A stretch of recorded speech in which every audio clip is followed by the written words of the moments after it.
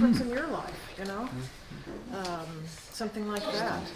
I'm reading Scott Momaday's House Made of Dawn because he won the Pulitzer for that, but I'm not all about awards. Reading that. I'll sit next to Bridget. Yeah.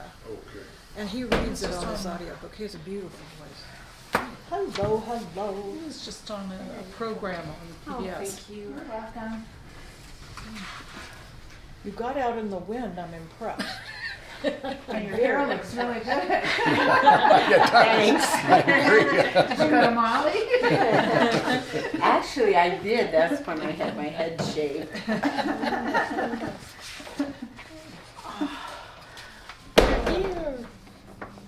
Oh, he's gonna see if the charger works. Oh. All right. He's on his Give us way some to business. Indiana, Ah, okay. leaving me at home alone. Yeah. I want y'all to feel sorry for me. Take 5 seconds and then get over it. Okay. So when's the party? Well, my grandson is coming, so Oh. that should be that'll be one of the nice. days when he's here, I think, because I'll probably be in bed.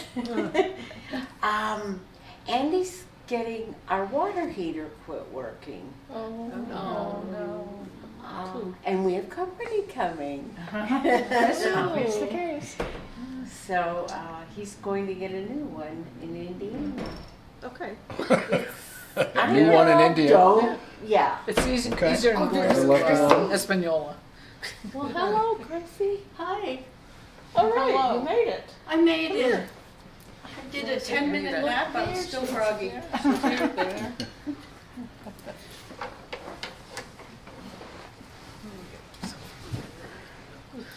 Well, So you wanted the reunion? we were talking about, Chrissy, pay attention. Beaver stuff. Oh, no. Kidding me? Sorry. We're talking college. Yeah. Oh, We went to the same college. I see. Okay. I have my 50th reunion coming around. Wow. Mine's Amazing. 60. This is more than, yeah.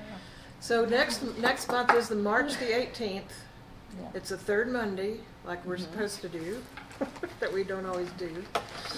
And we're going for classics, but we've all talked about that, right? I mean, pick a classic. If you want to read War and Peace, go ahead. If you have a classic that was so, it's your classic. Bring your own classic if you want to. So, and then we have the next month, that's April. We usually plan 2 months ahead.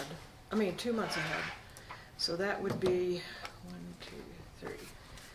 The 15th. So that would be April Tax day. 15th. Yeah, it's tax day. Isn't that also the Boston Marathon? The what? Boston Marathon. Patriots Day Oh. in Massachusetts. Massachusetts. Oh. So we don't have a topic for that. If anybody has something you've been hanging on to that you just need to talk about, then let's talk about Pornography. it. Oh, I'm really? kidding. Well, It's National Poetry Month. that's very true. There you go. I'm just kidding. Poetry? It's a With P. April? Pornography poetry. They begin with the same the first 2 letters, and then the last Y. Let's think. I'm not ignoring you. I'm really not. But does anybody else have any other choices? I mean, we can go with I'm one. thinking maybe if we all read the same author, so some. I Okay. thought that too. Did you? This morning. Yeah. Like somebody like Barbara Kingsolver who has like 85 Jillian books. books. That Yeah, we we could just all did that read. not long We ago. did her. We did her It's about like in the months ago. fall. yeah. Yeah, Or that's true. if you're set on pornography, how about Allen Ginsberg, Well, there the is poet that. Allen Ginsberg? Exactly. Exactly. Pornographic poetry. Had a few raunchy Well, that would poets. be poetry and pornography together. There you go. Oh my God. A twofer. There you go. Kristen Hannah has a new book. Alan Ginsberg. Kristen Hannah. Yes, the woman. And she He came ordered to it. Wichita Oh, one I time. Yeah. Yeah. Yeah, that's what. And Well, Nancy and I are over here talking about the Kristen DA Hannah's new book, The hid Women. in the trunk of And a it's car about the in nurses case from he Vietnam. said the F word. What's it called? What's her No name? joke. Woman. Kristen Hannah. Oh, yeah. Kristen Hanna has You a lot. remember George Carlin Lot of and the books. 7 words you couldn't say? Oh, yes. That was awesome. Did you any I poetry? love that bit. Well, you're gonna be sorry you missed this one. Or Rumi? This discussion we just had. Borderline. I missed Why are you that. looking at her? I'm talking about you. You need to look at her. I started talking about other topics from April, because March we're reading classics. We all know. Anyway, but Chrissy suggested pornography, and somebody else suggested poetry, and Dylan suggested a combination Yeah. Pornographic Yeah, poetry. Ginsburg. for all of us to read Ginsburg. Or a memoir of him, or his something about him. Exactly, you could find an Actually, essay. I don't know any much about him, so that would be really good. Yeah. He was Well, important. you can find lots of essays Oh, about I him, know, I know. either good or bad. I think that, growing up Catholic, I wasn't allowed to. Yeah, I'm sure. Yeah, Some but the Beat original Poets had bands. a lot of, the Beat Poets had Okay, a lot so of books. is it Alan's Ginsburg in April? In April, okay? Is that okay with Is that the everybody? topic? Sure. Yes. Put that in. Okay. As a newspaper, that'll get topic, some whatever people. we can find. Could be anything. Norman About him Norman or Mailer's up there by too. him? About him, an essay about him, or his own essays, or, Have to He read was the Howl. important in his time. Yeah, Yes, he he was. was. Sure. all right. What fun. It's Ginsburg, Yep. isn't it? G. Or G. G, not Y. My Y Ginsburg. looked like a G. All right, so let's get started on short stories. I usually go last, so I'm going first this time. Mix it up. I read Steinbeck's The Long Valley. This much of it is short stories, which is great, but you know, he has these wonderful novellas. So at the back of the book is The Red Pony, which is probably one of my favorite books, novels. But he read, you know, the novellas are like Tortilla Flats and Cannery Row and Of Mice and Men. And so there are a lot of his novellas that are out there. And these stories are very, very wonderful, and his writing is so spare and so direct. It's just not full of lots of adjectives and adverbs, you know.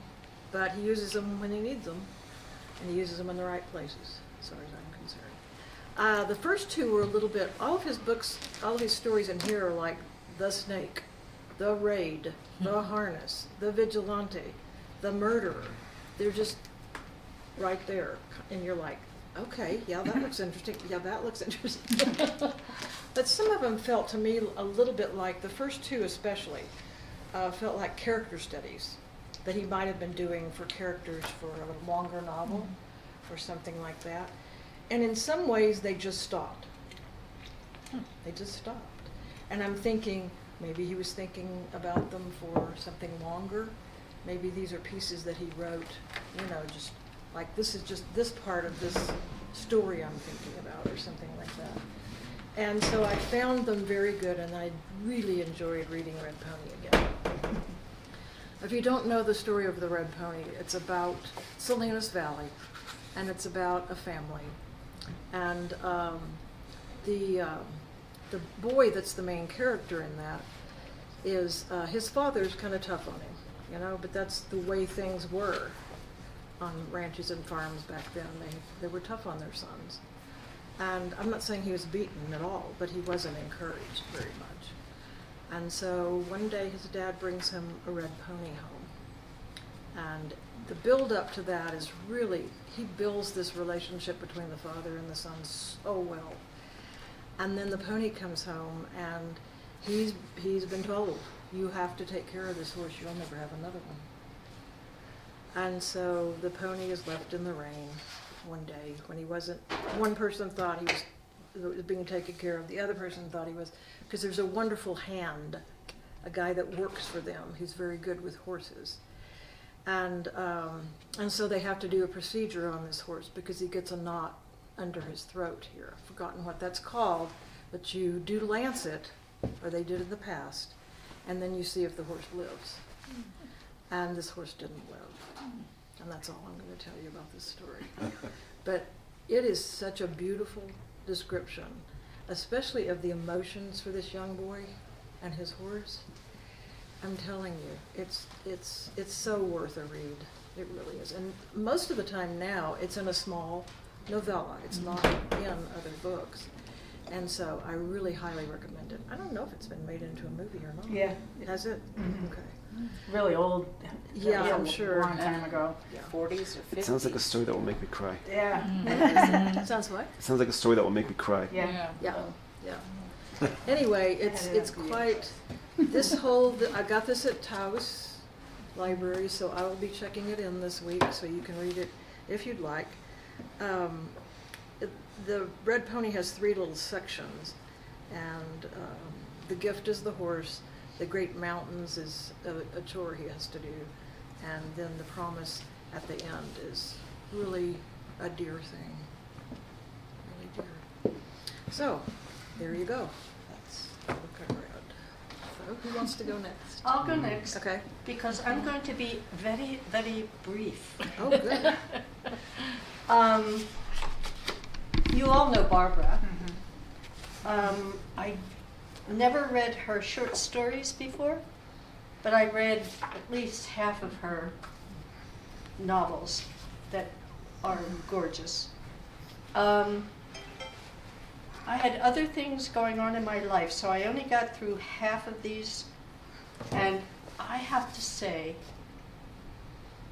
I'm going to renew the book because these are absolutely beautiful, jaw-dropping. I told my friends, I'm jaw-dropping in bed. I'm reading one of these, I'm like, I know she was good, I know she's good, but oh my God. And they're not new, but they're unbelievably wonderful. So I highly recommend them, and I'm going to finish. Is this checked out from here or Taos? Or Here. you? Oh, that, okay. Here? Yeah. Okay. So it'll be back on the shelf if you want to. Yeah. Oh, they're absolutely wonderful. I was going to read some passages, and I thought, well, if there's a lot of us, I won't take up the time. I just have to recommend her. And you all love her, so In fact, I think that book came up when we were I going read through that King book when we Solomon. were doing King oh, Solomon. you said that. Back, Yeah, I 'cause think you were it was last fall. Really pushing it. You liked it very much. It was, also. well, Oh. it's the strange story that happened that I checked it out, read it for that book club, and then turned it back into the Taos Library and said, here. And they lost it. It happens to me. I didn't lose it, they lost it. So I bought a new one and put it in the library. Oh, it's remarkable. It's worth having. I might have to leave early because Linny needs my help. Okay. So I might leave early. Okay. Oh, and I also got this short story, An Elderly Lady Must Not Be Crossed. And I thought, oh, that's me. Sounds good. Helene Thurston. And I just started it, and it's delightful. And I thought, oh, really? This tiny little book? It's wonderful. Good. Can I look at it? And Oh, that's for out sure. there too. Yeah, from here. You wanna look at it? Nice.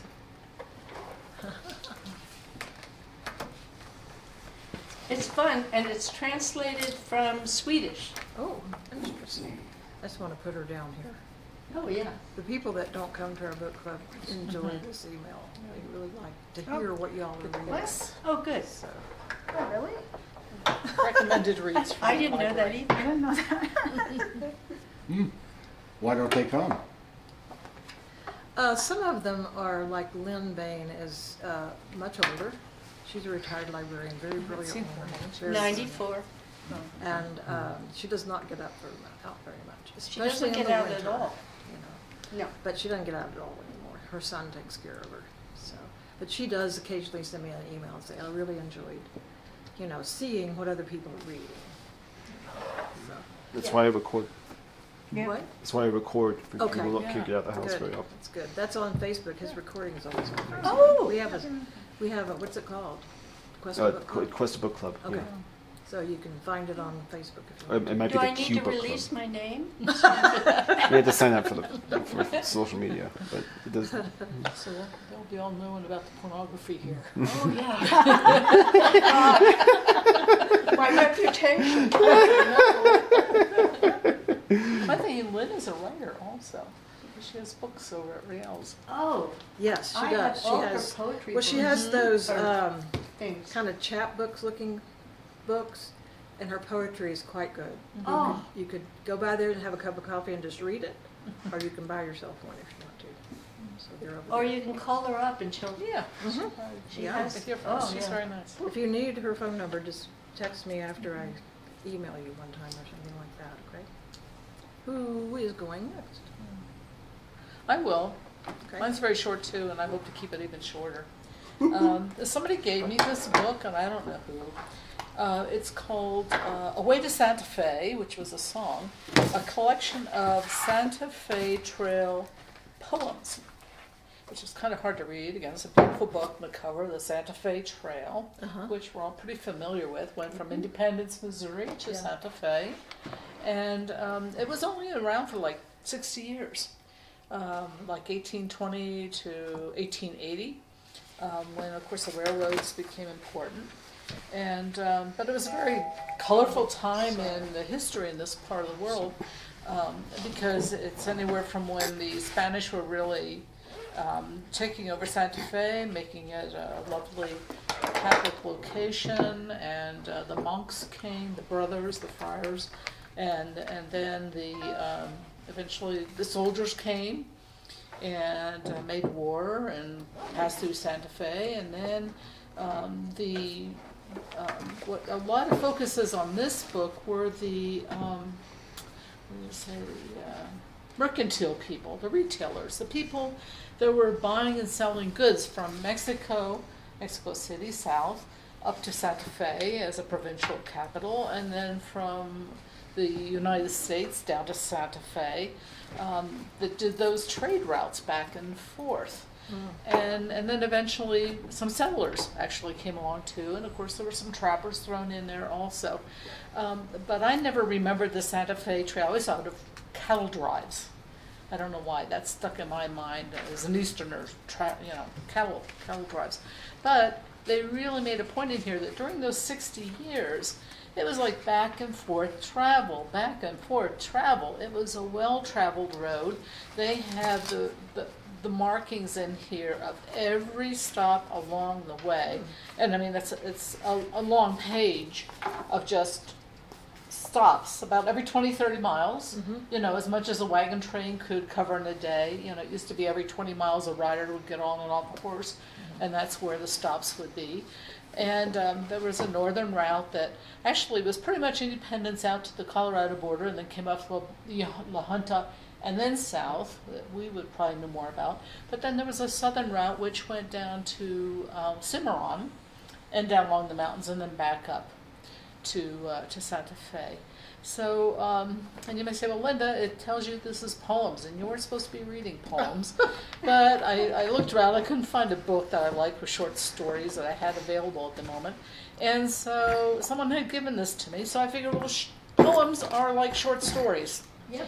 And also, I could justify it in my mind because there was an association put together some years ago, not a long time ago, I forget how many years, and it was to commemorate the 60 years of the functioning of the Santa Fe Trail. So I don't know if it came up in 1980 and the 100th anniversary of the end of it or what, but the poets are primarily modern day poets.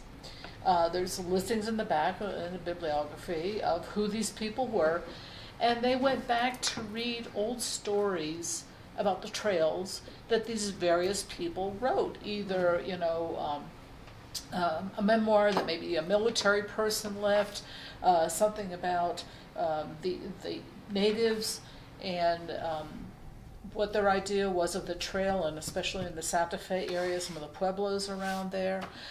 There was one woman that became very well known through her stories because she was a well-kept wife of one of these mercantile people that are riding the circuit, and she wasn't going to ride no wagon train, not a schooner, so she had her lovely carriage, and she went by horse and carriage back and forth, and so people kind of made fun of her also because of her dainty way of traveling, and one poem comparing the natives with their dark skin and wrinkles and very homespun clothing versus this woman in her English finery that's on the trail. So this organization does exist. This was kind of a commemorative book put out. I think it's going to go over to the French shelf right over there when I'm done. I've got to tell you, the first half of the book, I had a hard time staying awake. The poems are very redundant. I need a story. One was just a list of all the places. One was all the stuff that went in the covered wagon. But when you get to about the middle, it actually picks up a little bit. And then there's some more colorful stories about being on the trail, the hardships, the Indian attacks, the family members that died, and those kinds of things. And it's more of a memoir to life in that part of the world at that time in history. Yeah, and the slaughter of Native Americans on the way. They slaughtered everybody, the buffaloes, the people. I had a client who was actually a woman who put up all the signs around the whole county. The whole trail? The Santa Fe Trail Okay. and what it was. And she told me that was in the early 80s. Mm-hmm. And you can still see the signs. Yeah. You And can there's- still and see there's the ruts. ruts. in There's ruts. Kansas. Yeah. And roads. They're I mean, deep. Yep. These were thousands and thousands of people. It wasn't just a couple little wagon trains. Right. And you think of Oregon, the Oregon Trail, and it's like, well, that's mostly people moving. One But way. this, Yeah. but this was Right. back and forth, and Oh, and that's it was different. the trade with Mexico. More Either north and south. before the land was handed over, or before it or after that. So it was a trading route also. With the countries, kind of interesting. Is it by an author, or is it by the organization? 'Cause I think wanna it's write by that the down. organization. I'll let you have it here.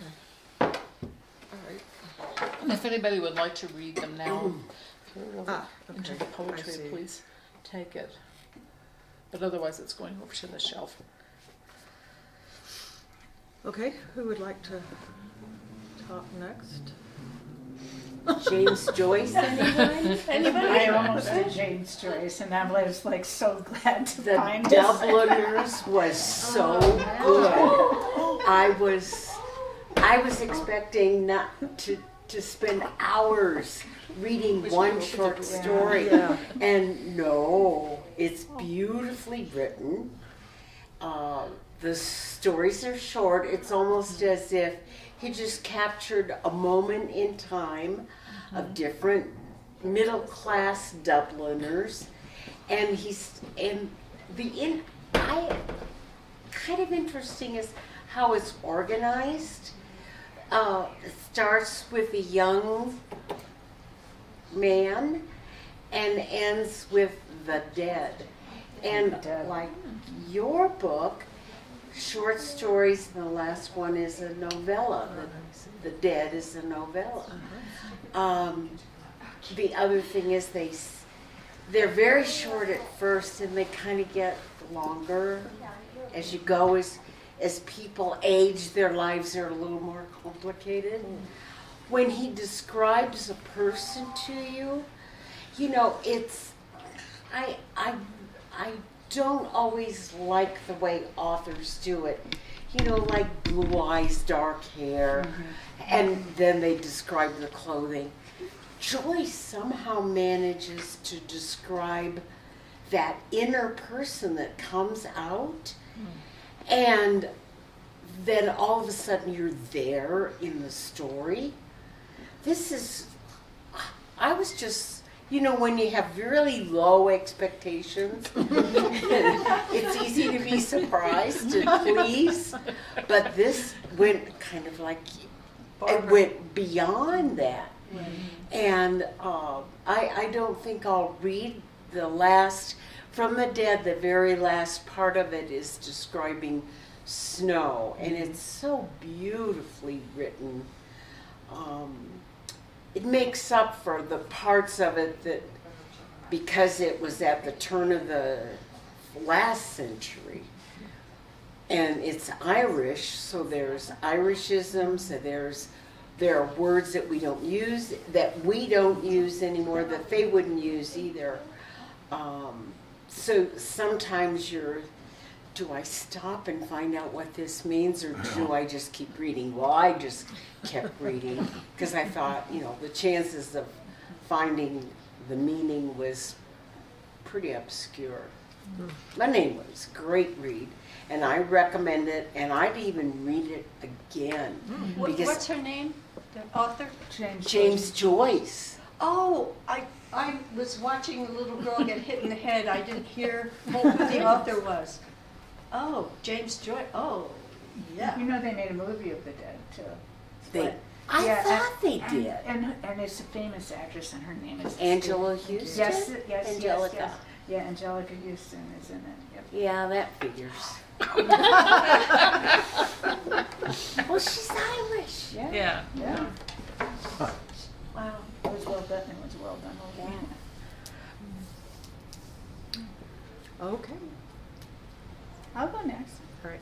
Speaking of well, I think that's what short stories are. You know, you talked about poems. I used to teach short stories, and Peter Menke's a poet and an author, and he says in writing short stories that a short story is closer to a poem than to a than to a novel because of the tone and density and intensity.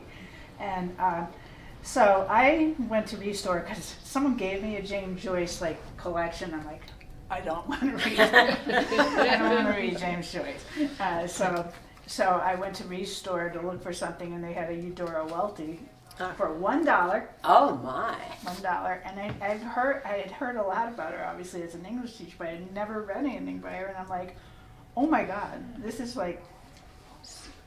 it's all set in the South, like Jackson and Natchez, Mississippi, and she does little captures, you know, the old South, you know, the wealthy people, and then the black people, and then the commoner, and all the small town, blah blah blah blah blah. And she kind of does this thing where, like Catherine Ann Porter, who wrote the foreword for her, or the introduction, Catherine Ann Porter does it too, where she invites you in, look at these people. So I do want to read a couple passages, just because, you know, you talk about how really neatly worded some things are. It's not just like, oh yeah, blue eyes and brown hair and blah, blah, blah.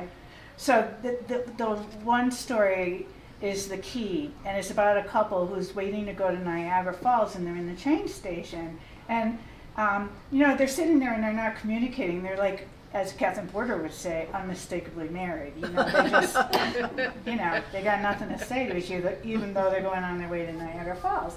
And the description of the man is that he looked homemade, as though his wife had self-consciously knitted or somehow contrived a husband when she sat alone. Which I think is like, wow, that's such a great description.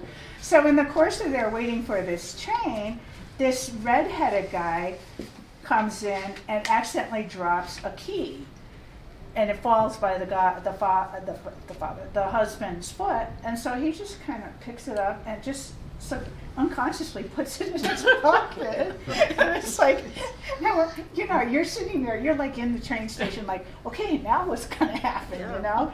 And the guy doesn't do anything, and she doesn't even really notice, and so they describe Albert as, and Albert, you can be peaceful and content that everything takes care of itself. This is the husband. Let it alone.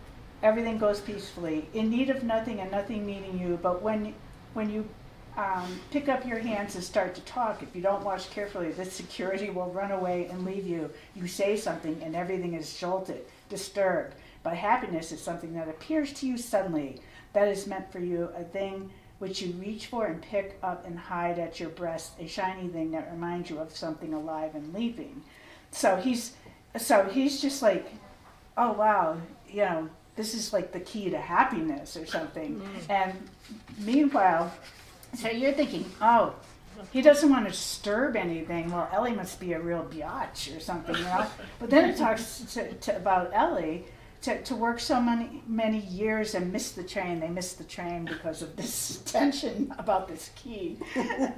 And she would sit and brood over this and over their conversations together about every misunderstanding, every discussion, even about some agreement that had been all settled. The secret and proper separation that lies between a man and a woman, the thing that makes them what they are in themselves, their secret life, their memory of the past, their dreams. This to Ellie was unhappiness. And it's ironic because they're going to a place where couples go, you know, to start a wedding and happiness. So I just thought it was just a neat contrast. And like I said, because I've gone through a life change myself, I thought, that about nails it, you know. But then just real quick, this other one is about this old stuffy family, and Clyde's the younger daughter. The father has had a stroke. The older sister is she is a biatch. I didn't say it. Okay, I didn't say the words that George Carlin would. Okay, she is. She's just like this because they're caught in this big mansion. They close all those fancy drapes and you know they live in their own little world and venture out like infrequently because you don't want to rub shoulders with the other people. And then there's a brother who is an alcoholic. So Clyde's the young one who's running around taking care of this family. And you know, she gets yelled at by the older sister, and she'll go out in the garden and start talking to herself. And it's like, oh, I can relate to that. And then at the end, she's out by a water barrel, and she finally looks in, and she sees her face for the first time.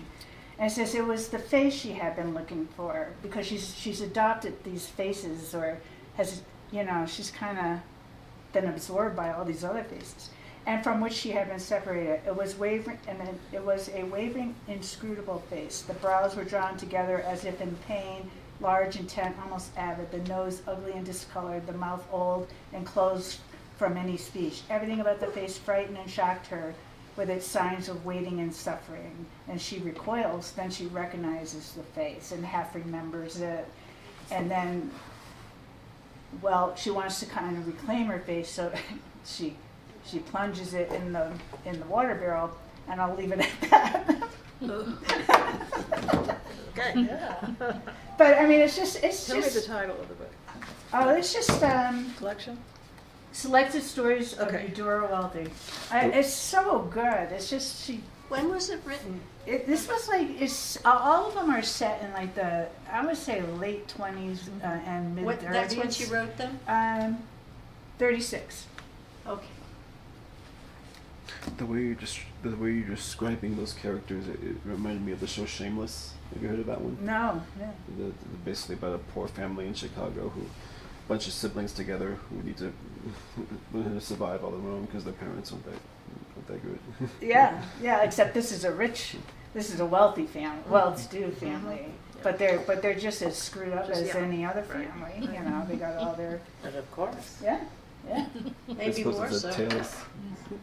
It's a common story to tell. Yes. Yeah. Great. You almost enjoy it though when it's the rich.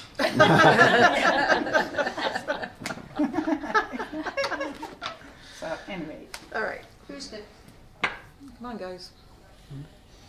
I'll go next. Yeah. Hear about Edgar Allan Poe. oh, Okay.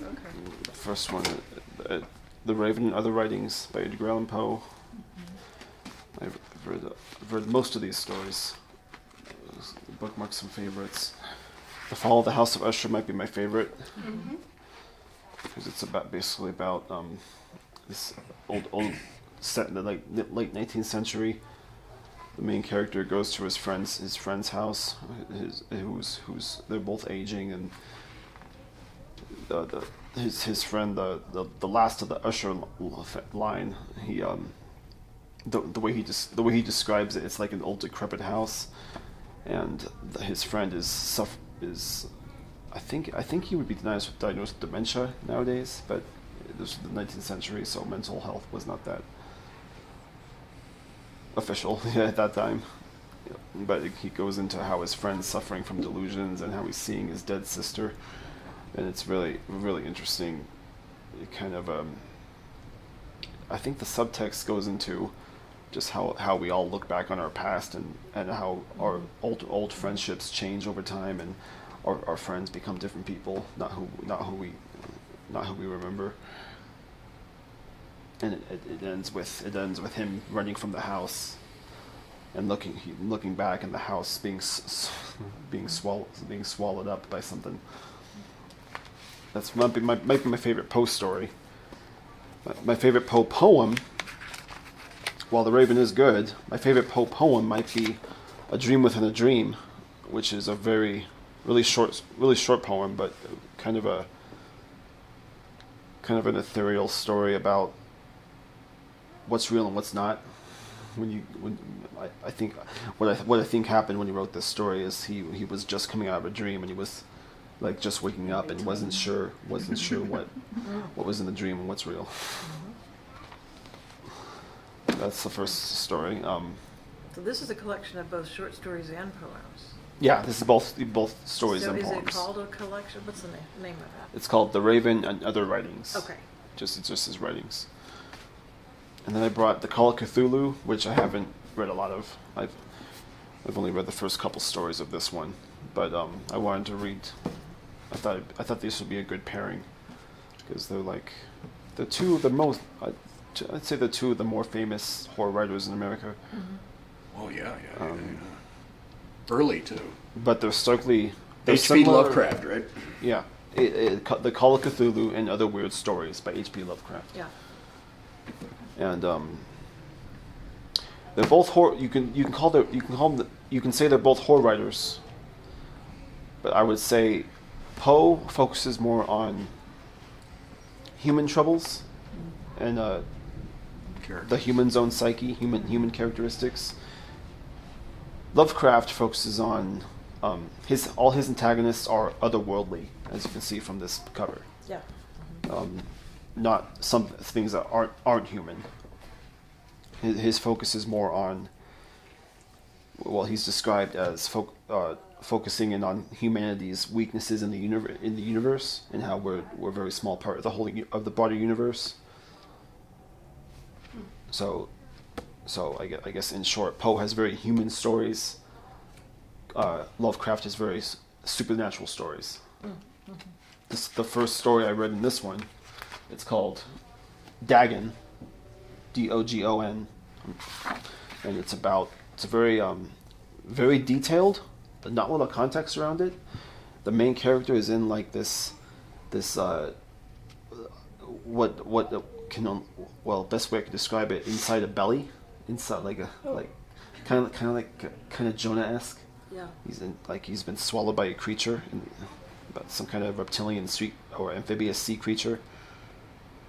And he's walking around inside of this what looks like this fleshy prison, and he sees this kind of like this fish-like thing. I think there's an image of it.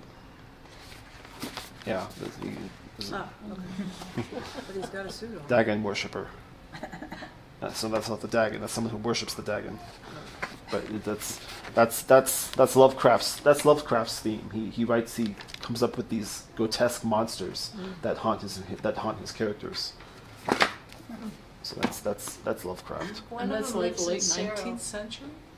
This is think so. this was early 20th century. That was Lovecraft. Poe was late 19th century. So Poe was a little earlier. And I think that influenced. You can tell the time periods, because Poe is a lot more romantic or romanticist. Lovecraft was more influenced by industrialization, So he wanted to put the focus on nature versus humans. Humans have all this technology, but we're not gods. I think So that it's was like Frankenstein. I think that was one of his themes. He wanted to emphasize human weakness against the broader universe. Did they ever make a movie out of any of his I don't know. Lovecraft's? They've I don't made know. movies out of Poe. How Poe. There Oh, I know. There was I think Christ. who's that new director? I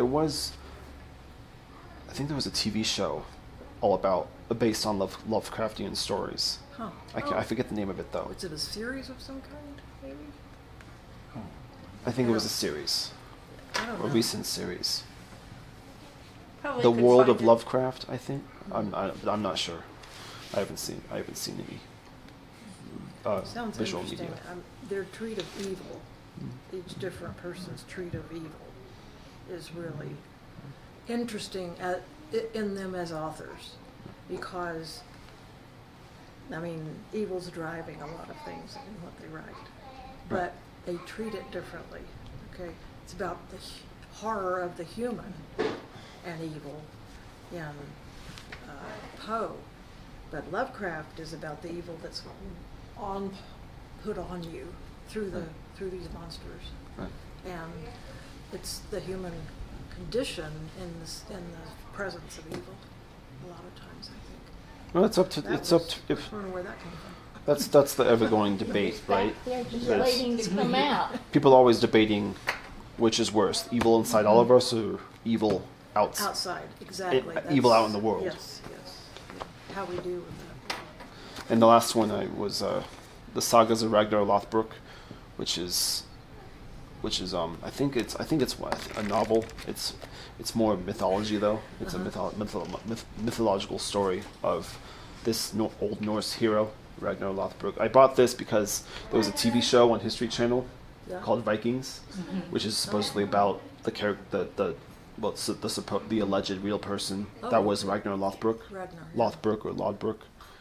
And it got me interested in the source material. So I bought this book, and I bought a story of Icelandic stories, and it's real interesting. So you're finding these books where? I think I bought. This came from Amazon. I think this came from Amazon. Oh. I bought this in Taos at Yeah. the Somos. Okay, Somos has a good. I'm always at Somos. Yeah, they have a wonderful selection. People bring in their books and sell them there, and so they have it's a good place to go for Actually, obscure. I bought a lot of classics from Somos. That's true. They have a good section of classics. Very interesting. But I would recommend you all read a little about Old Norse society in contrast to Christian societies. Yeah, exactly. Yeah. In contrast. It's a nice contrast. Yeah. Why?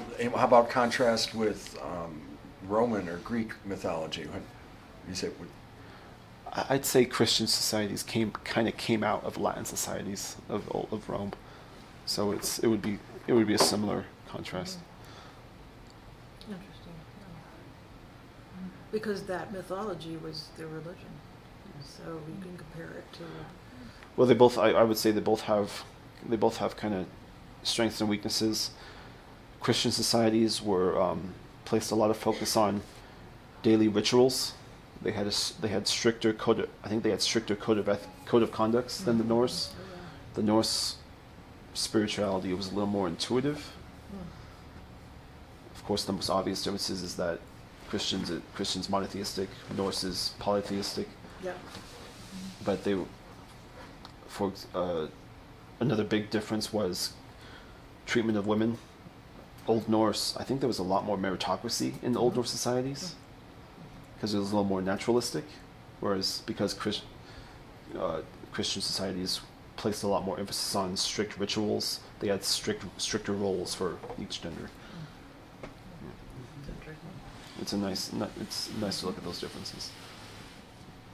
Plus, the show Vikings is a great. I love it. That Even is, though- I would push that. I've just gone through the whole series. Even though I would say I would say these stories they're more mythology than history.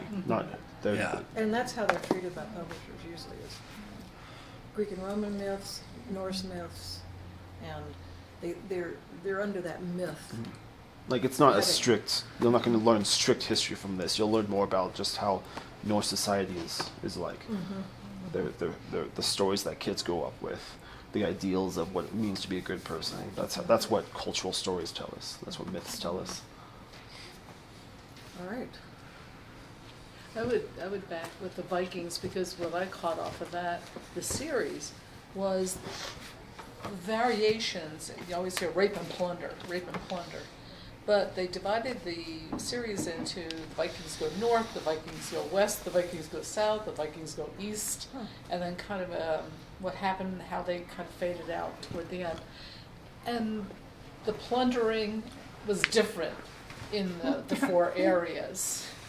And for me, the interesting part was the eastern piece, going down the Dnieper, and how they teamed up with the people in Istanbul, which Constantinople. Well, I would and the Russians. I would describe the Vikings. Well, first of all, they would not have called themselves Vikings. That was a name placed on them by Christian monks. Vikings. My Swedish friend used to tell me Viking is a verb, not a noun. Right. Well, also the places they came from on the Scandinavian coastlines, they were in these things called viks, or I think they were viks or fjords. That's what they were called. The little inlets, like peninsulas, but with water, like little. It was a jagged coastline like Scandinavia where you had cliffs that went, ragged design. But oh god damn it, I lost my train of thought. Where was I going with that? Well, the different the Vikings came from different areas. So Yeah, I would say they were opportunists. They weren't homogeneous. Yeah, They were opportunists, they that's were true. explorers and opportunists. They liked treasure. They plundered things with treasure. They took people in slavery, as most people did back in the Middle Ages. But they weren't I would say they were not crusaders like the Christians were. They were just I think they were mainly bent on exploring, because they were from a harsh landscape that didn't have a lot of good farmland. That's why they settled in a lot of places. They settled places south of their homelands where the farmland was better. And a lot of them converted to Christianity after the Viking Age and the exploration age was done, and they had staked claims in lands that were foreign to them. They carved out their own territories in other places. A lot of the kings converted to Christianity, I guess, because it offered more stability, maybe. And there was one. The British probably don't like this, but there was one time I'm when Irish, I can say that. all of the British islands most of the British islands were conquered by Canute the Great. He was the guy who solidified who got together a bunch of Scandinavian explorers, combined all their forces and created the North Sea Empire, and they held control of a lot of British lands for I think about 100 years. That was under Canute the Great. And then Sacking of York. and then what's his name? William the Conqueror is actually descended from Rollo, who was a Norse explorer who settled in France, modern day Normandy. He became a French lord, a Frankish lord, and it was his grandson William the Conqueror who eventually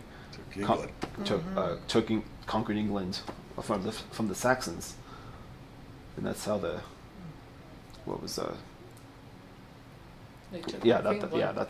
Battle of Hastings. That's how England became. 1066. That's how England became united. It was it was a that Norse dated. descendant who united England. Before that, it was divided into 7 kingdoms, called the Heptarchy. So it's a lot of, and I have an idea that perhaps that's why the English language is so convoluted and messed up to learn, so inconsistent. Is because in England's early days, in Britain's early years, there was a lot of different people mixing together. A lot of invasions of England in its early years.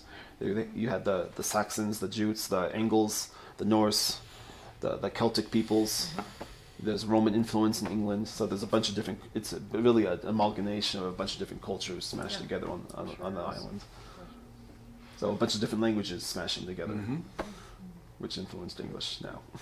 That's why I have the Oxford English Dictionary, really from years ago, because it traces, it's like this thick, traces all the history of a word Right. or a sentence, the etymology of the words. Yeah, it will tell you it will tell you if it's from Germanic, Frankish, Yeah, Latin, or right. something else. Yeah, the derivation of language Right. and words is. Yes, can be absolutely. It's really fascinating to see how words evolve through different languages through over centuries. Yes. Or devolve. I kind of went on a tangent though.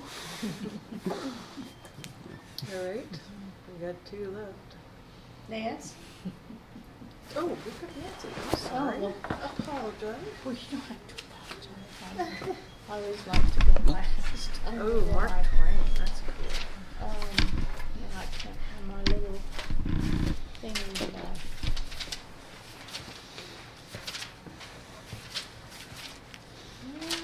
Mark Twain. This is the best short stories of Mark Twain. And I expected when I started this to have more of Huckleberry Finn and that kind of thing. But these are there's a lot of little stories that are satires. And one that I thought was kind of funny in a way, in kind of a morbid way, is called Cannibalism in the Car. Written in 1868. And In the car. in the car.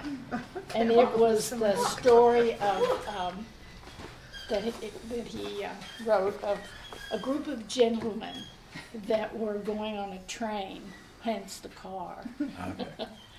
And they were heading down the tracks and a blizzard came.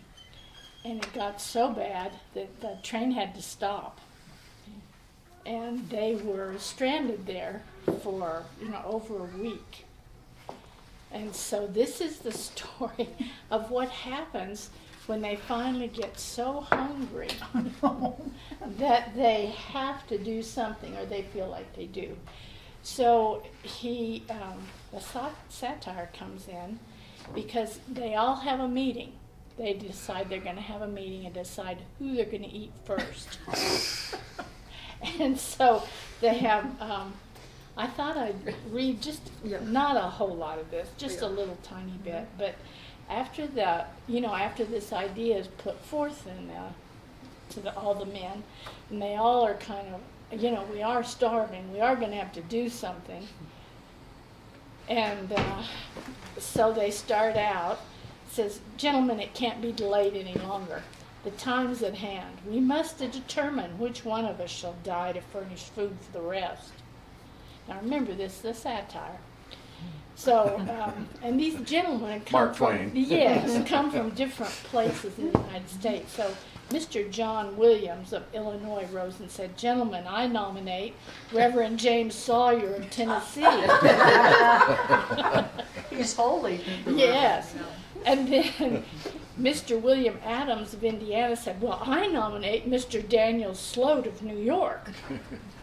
And then, they go on and they nominate different people. And so To be nominated. To eat, yeah, to this is- Sacrifice themselves. and of course they prefaced this all with, what a wonderful thing this would be if you decide to go ahead and just Volunteer yourself. volunteer yourself to be the first meal. But they go on as they talk. Of course, they're all trying to nominate each other and give reasons why they wouldn't be a good candidate for this kind of thing. Oh, brother. He says, "I protest earnestly against these proceedings. They're in every way irregular and unbecoming. I must beg to move that they be dropped at once, and that we elect a chairman of the meeting and proper officers to assist him. And then we can go on with the business before us." So, it's all a matter of trying to stall and trying to, figure out a way that they can get out of being the first breakfast, lunch, or dinner of the day. And as it is kind of funny, if you look at it from that point of view. And I wondered, it said in the little thing that I read about why in the world he came up with an idea like this was he was trying to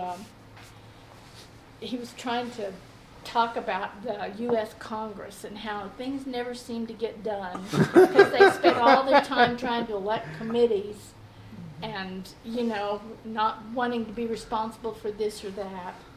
And so that's where this all came from.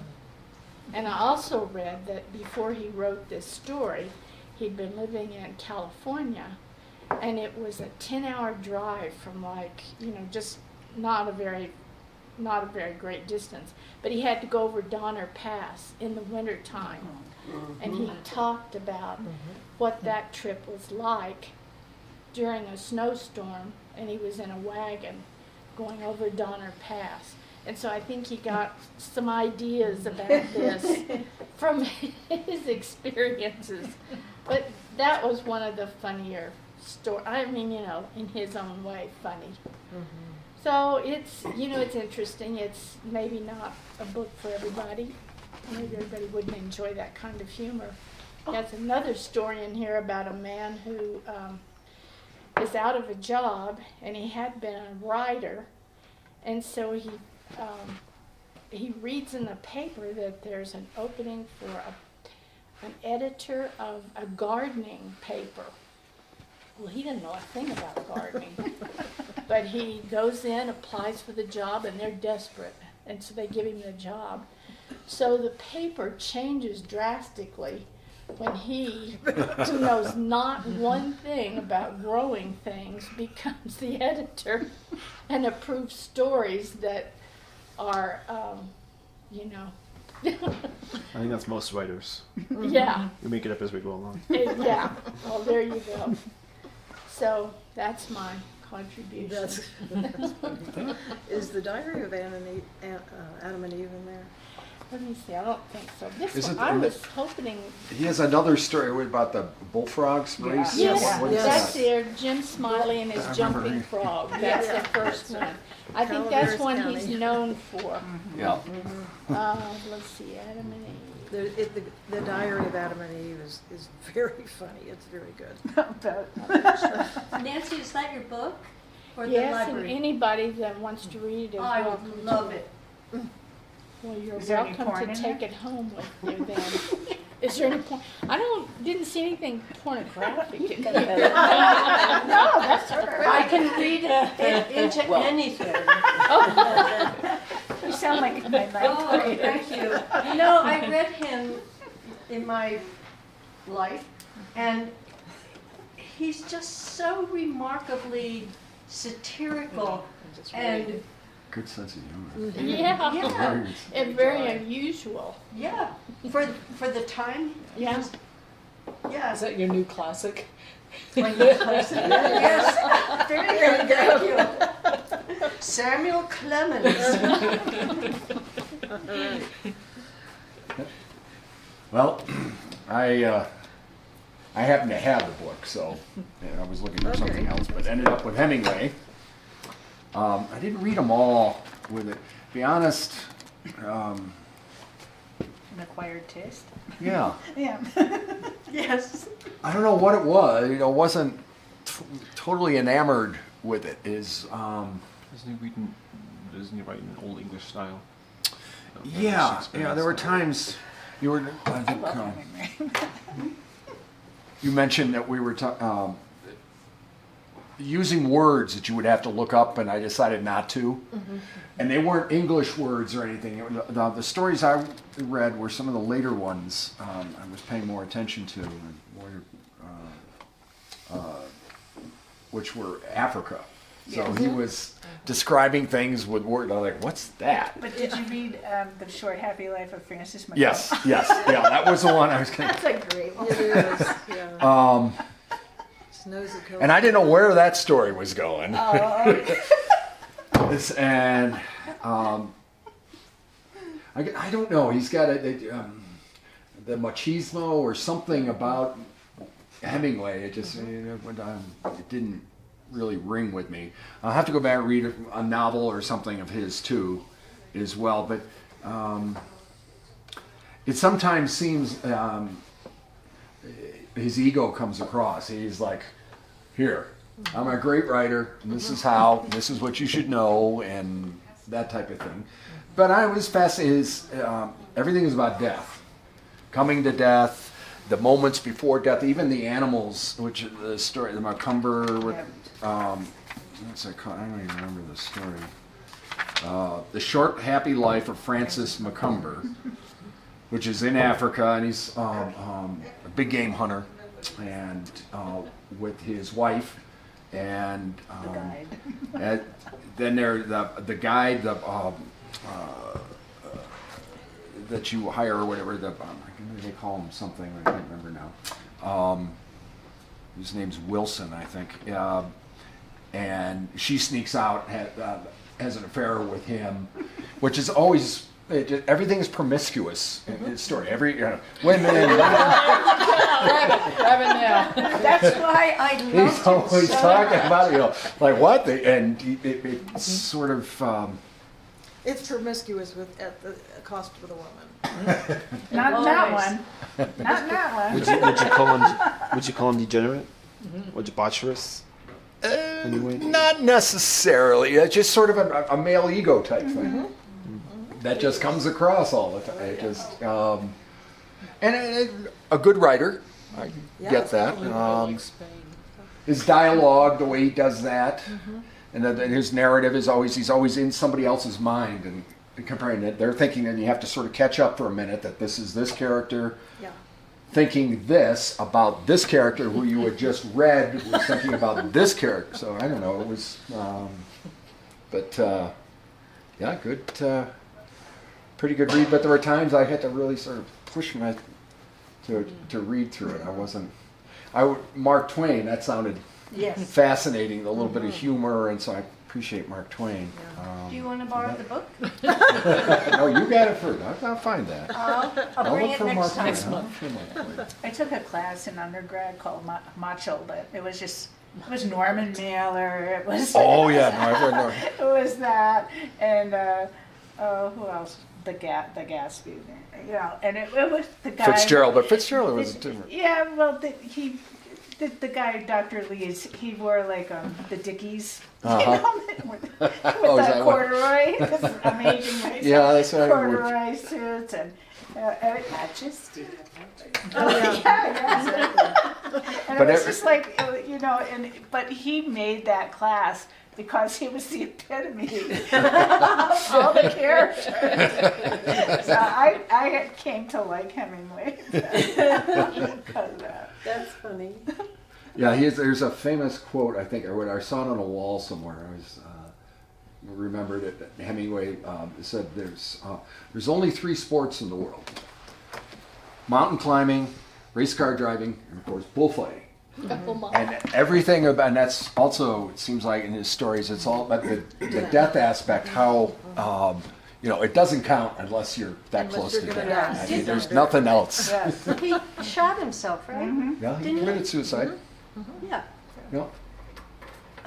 But all the story, animals, Yeah. the whole idea, the big game hunters, fishermen, as in the The old man in the sea, and so on, that struggle with them, and the animals themselves, how they also struggle for this death and the last breath when they're fighting it. But his theme is a struggle with nature and a struggle against death. yeah, but from a little different From a very, very masculine perspective. yeah. Well, Yeah, it's like you're placing yourself in that position, Mhm. you know, in any of the animal ones. I mean, with the war ones, you're there. Yeah. But with those, you are purposely placing yourself Yeah. in proximity to death, and that death and life struggle. So. Blood and gore. Mm-hmm. He liked blood and gore. Mm-hmm. Did I don't know anything about his life story. Do you? Oh yeah. Well, that was the last point I was going to make about Hemingway, and that's I'm sure it's said quite often. You write about what you know, Yeah. what you experience, and he experienced a lot. He was around, I mean, jeez. Was he a war veteran in Spain? Yeah, Yes. yeah. He was an ambulance driver in World War I. And then he was involved after that in the Spanish Civil War. And he was a journalist. He hung out in the 20s. He was an expat in Paris. In Paris, right. And knew people, Fitzgerald, and who's the woman? Well, and Joyce, too. Yeah. And the woman who started that bookstore that's still in Paris. That was her. What did she call? What did they call them back there when the authors got together in Paris and talked? Yeah. Salon? Salon. Huh. She made salon. There's a really good movie by Woody Allen called Midnight in Paris. Yes, I saw. I was just going to bring. Yep. Yeah. Yeah. That's about Paints a the picture same. of Hemingway. Up. Yeah, but what? I know nothing about his childhood. I mean, I don't know much about his childhood Is there either. anything When he about grew up. that? He was a child of a doctor, Was he? so he had Andy? good schools, good upbringing, easy Yeah, but life. how was his emotional development in childhood? I wonder. Nobody's really chased that because he's Yeah, kept it hidden. Yeah. Oh, okay. Yeah. Everything's about all the He has adventures in life biographers, he but had. They are not approved by him. When he's like 20, he started writing Yeah. when he was in his 20s. And a journalist too. He was a journalist. Yeah. When I he think his started out. Spanish. What's that Spanish novel name? What's the name? For Whom the Bell Tolls. Bell, Yeah. remember. Yeah. That's a great The introduction to Sun Spain. also rise. Yeah. That's a good one. In, Farewell in Time. Spain, Mm-hmm. because that's when he was a young man, but he Did just he had to keep going after things that were, and nothing ever killed him, so he killed himself. He was an adrenaline junkie then? I'm sorry. He was an adrenaline junkie, would you say? Yeah, I would say. Yeah. Yeah. He craved adventure. Oh yes. Did he oh, have yeah. a- He any loved sitting Living there on the edge. and writing in that camp. The snows of Kilimanjaro, he talks about Mm-hmm. this. He loved sitting in that camp and he was hoping that the lions would attack something and he could see a battle. You know, he wanted Wow. to see these animals fighting each other. Oh, he sounds really Buddhist, doesn't he? I've never heard Love of anybody suffering. compare Hemingway to a Buddhist. There's a thesis for a paper. You're contrasting? Write that one and submit it to the Atlantic, please. I mean, was he married? I mean, I Oh, can't several imagine. times, Oh, several times. times. And there are several good novels about his wives. Why do I keep Oh. track of how many Really? times people There are. I imagine he had a lot of girlfriends Especially or something Paris too. Wife. are That's the going. name of one of he the has- novels. Is the Probably. Paris Wife. Margot Hemingway. And she was his wife when he and was he's in got all Paris. these granddaughters and daughters. Oh, I think That's what the PBS Machismo. had a series I on think- him, didn't they? I saw that. I Yep. remember, yeah. say what? A series on Hemingway. PBS had Yeah. a series on him. Yeah. Oh, really? Yeah, it's good. Huh. Interesting. He was a little boorish. Yes. He Yes, was always. I mean, he was always drinking more than anybody Yep. else could. He was always the last Drinking man to leave. too? Oh, Yeah. yes. But he had cats. I mean, that was good. Hemingway. And I think cats. he's the stereotype of the tortured soul writer. Yeah, that's a good Yeah. point. Yeah. Who ruled The from tortured the alcoholic wasteland. Tortured soul rider and his ego. And Poe. Except he Yeah, wasn't Poe an too. alcoholic. Because his ego goes everywhere. I mean, it's all over the page. All over the Yeah. page. Wow. How old was he He when was he before Margaritaville. did it?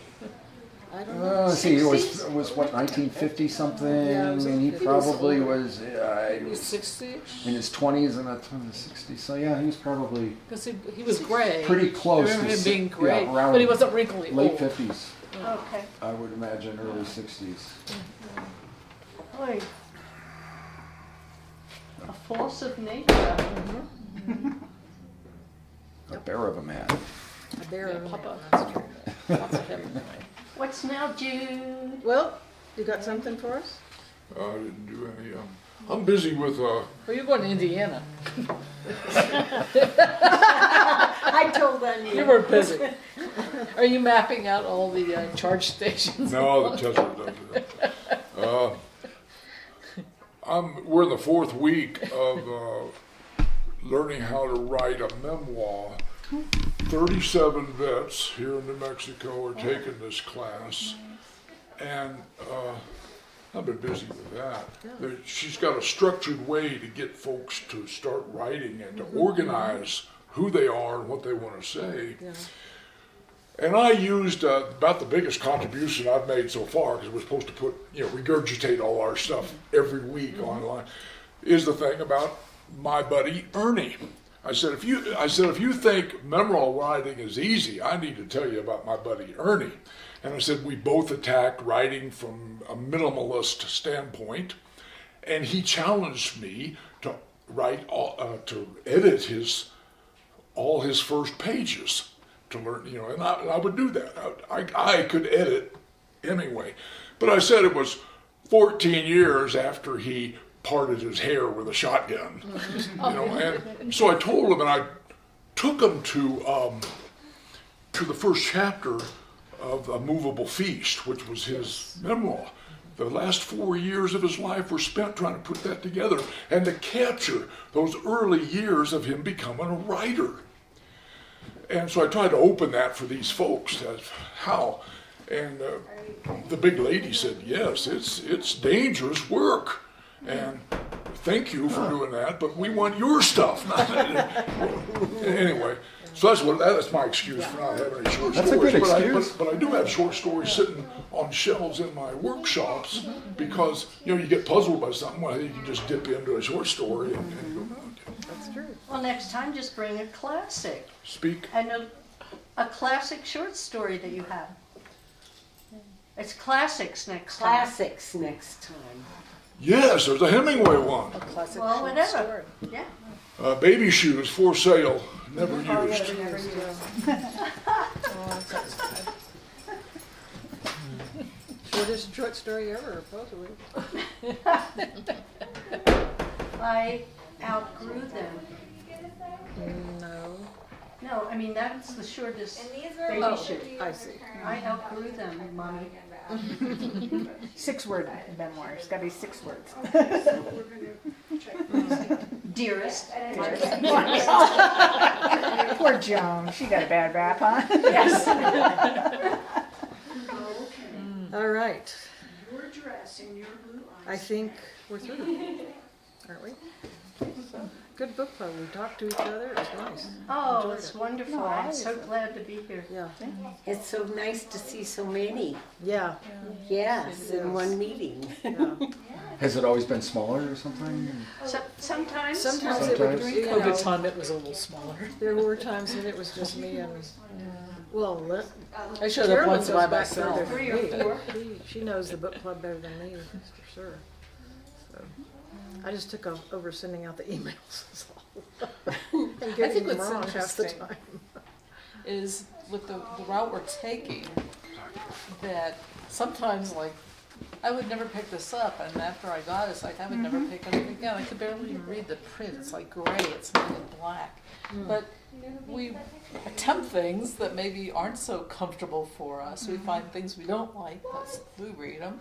And then things we fall in love with, and the things that are like, yeah, I've rediscovered this again, after so many years. I like the variety that we're going through it, and how we each individually treat what we're reading. Yeah, Because that's sometimes we very- get things we don't care for. I agree. Some things, it's like, And that oh, we're this is not a all new reading the same author. book. I want to read all of these pieces. I wonder what that would be like. Oh, I was in a book club. And it's like Most after are the like first that. 2 people are finished talking, it's like, okay, I got nothing to add. Oh, Especially it's the same book. Yeah, well, and that's what how- most of them are. It's that's like, what I well, like they're the about same this. one, and maybe it's something Well, we can the all take a same piece author of. is okay, but not the same book. Yeah, that's usually Good what point. they are. Good You point. know, I would read Mark Yeah. Twain, I would read Barbara, You would read Steinbeck. and I would read I read Steinbeck, Steinbeck. but not the same book, because That's what a lot of the book clubs do, and Yeah. I just got the impression from this one that nobody wanted to buy a book they didn't want to, buy. It's And not fun, sometimes yeah. you suggest a book and you love it and nobody else loves it. Right. Well, that's part of it too. If you have Yeah. a big book club, everybody's got to have the same book. Yes. So you're not going to do a library very easily. Well, we No. couldn't. That's just it. We couldn't, and especially during the time where we didn't have interlibrary loan. let's all read the Bible. Oh, I've been talk about a done that. snooze fest. I started. Put us all to sleep with that. Yes, well, different versions. I'm a recovered Catholic. And the pornographic I've never part, recovered. I'll do. Oh my God. Everybody. Goodbye. Take seconds. I know, yes. Andy, that sounds fascinating, writing a What's memoir. I wanted to write a memoir too, and someone told me that you should take a class in Yeah. it before you do it, so you can really. She conducts classes, but this one was free for veterans to get them to Sure, tell the sure. stories. And there were grandchildren. family members too. You didn't have to be the vet yourself. Okay. And I think it's very brave of her to do all of this. It's a lot of damn work. Yeah. It's online. Is it? What do you do online? Well, there is also one, and you should probably find out the one he's talking about too. But there's one called Masterclass. You've seen, it's a subscription you do, and you get to take classes from all these experts at things. I don't give And I them love the time how of they bring day. you into I'm it. confused. I mean, You know, I I was- took one on, I feel I like took it's one from Joy brainwashed. Harjo on poetry. But she didn't tell me how to write a first line or anything like that. She was talking about rhythm, and she was talking about other things besides just the words on the paper. Don't you And, sometimes you know, feel they've like got you're a business better classes, Christian they've than got those all so-called sorts of classes, Christians? archaeology classes. It's really, if you go and look at Masterclass, you'll see the people's names, and then you'll go. Because I took one that was about, the place I was at, it was just. I'm trying to think of that person's name. Oh, she was in the Bush era, and she was the black lady. She was in. Yes, no, not Barbara Jordan. Condoleezza Rice.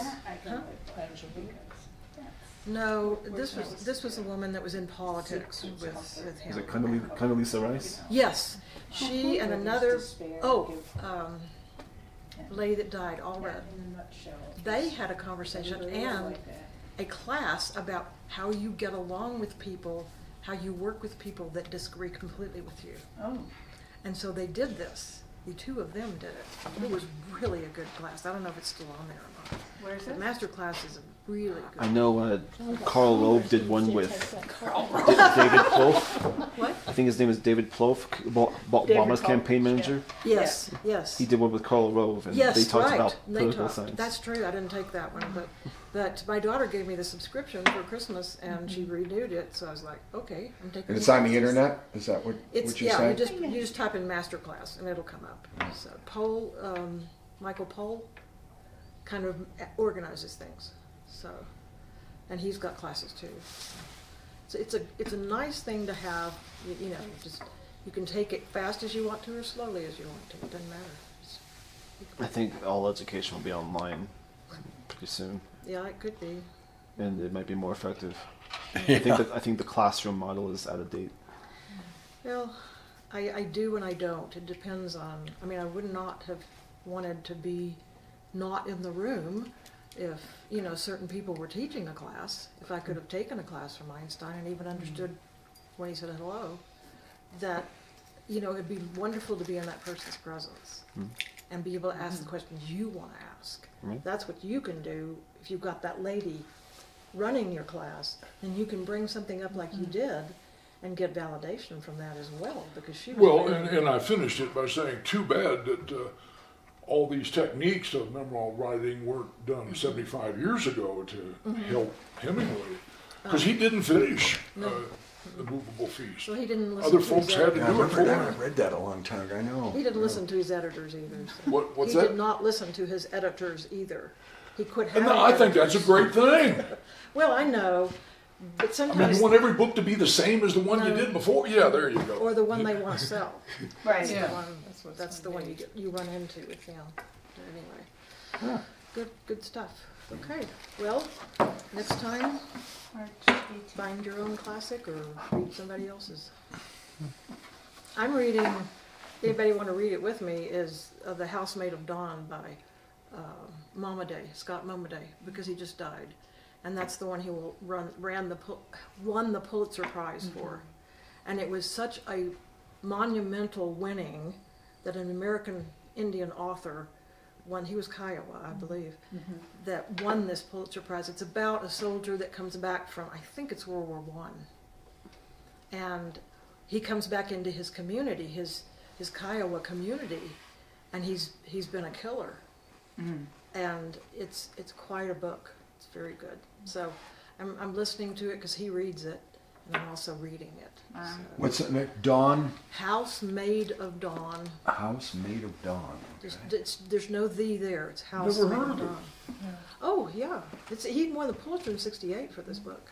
Did you see the program that was on Not that PBS? every Pulitzer Prize winning thing I read. I don't necessarily care about them. I know how you feel about prizes, but still, this one was quite a milestone for American Indian writers.